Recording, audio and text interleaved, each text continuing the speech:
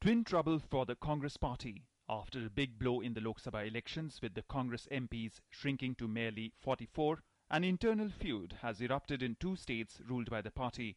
Two senior ministers from Assam and Maharashtra have resigned from their posts. Maharashtra Industries Minister Narayan Rane has quit the state cabinet. He submitted his resignation to Chief Minister Prithviraj Chavan on Monday morning. Though his resignation is still to be accepted, Rane says he will not change his mind. The future of the party in the coming assembly elections is bleak. I have resigned because I do not want to be a part of this.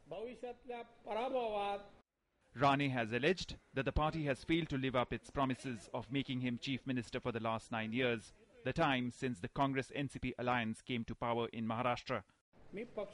I am angry with the party. I was told I would be made CM within 6 months of joining. I have waited 9 years. Still the decision has not been taken.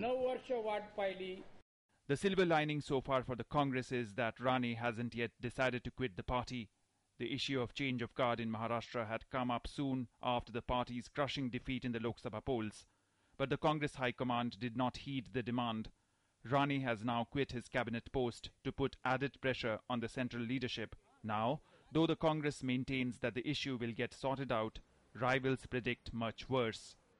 अगर एक निजी स्पर्धा और निजी जरूरत के कारण personal ambition के आधार पर वो मुख्यमंत्री का पद ही चाहते हैं और उसके बिना कोई विकल्प नहीं देखते, तो इस पे कांग्रेस पार्टी को इससे ज्यादा कहने की कोई आवश्यकता नहीं है।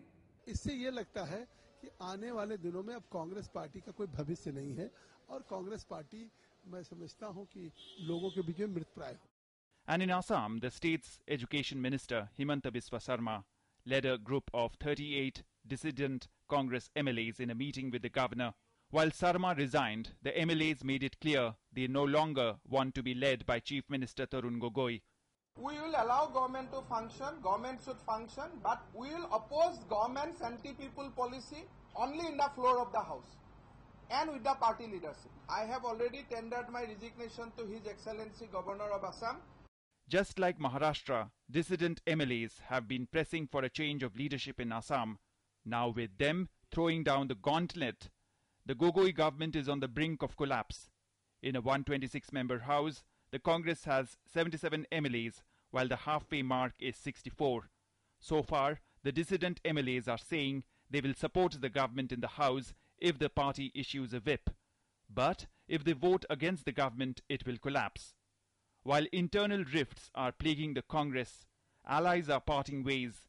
Its alliance with the National Conference in Jammu and Kashmir ended on Sunday.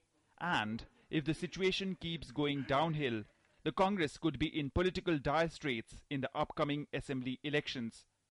DD News.